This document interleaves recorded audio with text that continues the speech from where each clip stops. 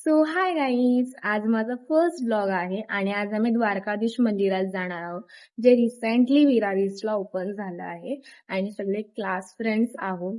आणि तुम्हाला नक्की आवडेल हा व्हिडिओ, आणि जर आवडला तर लाईक, कमेंट, शेअर सुद्धा करा आणि शेवटपर्यंत व्हिडिओ बघा. मी आता निघाली आहे घरातून. मला ऑलरेडी लेट झाला आहे. मला 10 वाजता पोचायचं होतं तिकडे आणि इकडेच 10 वाजले आहेत. त्यानंतर मी पोचले आणि इकडे डिसाईड होत होतं की कशाने जायचं. मग डिसाईड झालं की बसने जाऊया. मग बसमध्ये बसलो. स्टेशनपासून ते मंदिराकडे जाण्यासाठी अर्धा तास लागतो, कारण खूप डिस्टन्स आहे आणि आम्ही सकाळी निघालेलो, त्यामुळे आम्हाला ट्रॅफिक भेटलेलं. मग एक सुंदर व्ह्यू बघितला, तो कॅप्चर केला.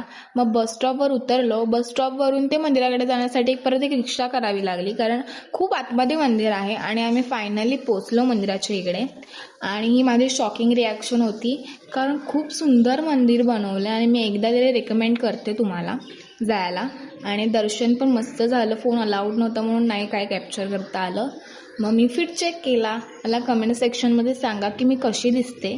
तिथे गोवर्धन पर्वतसुद्धा होतं, ते सुद्धा बघितलं, ते पण खूप मस्त होतं.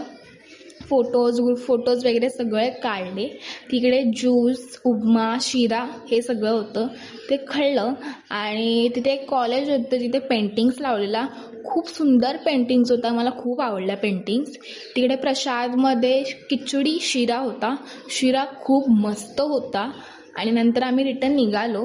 मग विचार केला की बसने जाऊया, पण नंतर बस स्टॉपवर गेलो तर बस नव्हती, म्हणून आम्ही विचार केला की रिक्षाने जाऊ. मग रिक्षाने गेली घरी.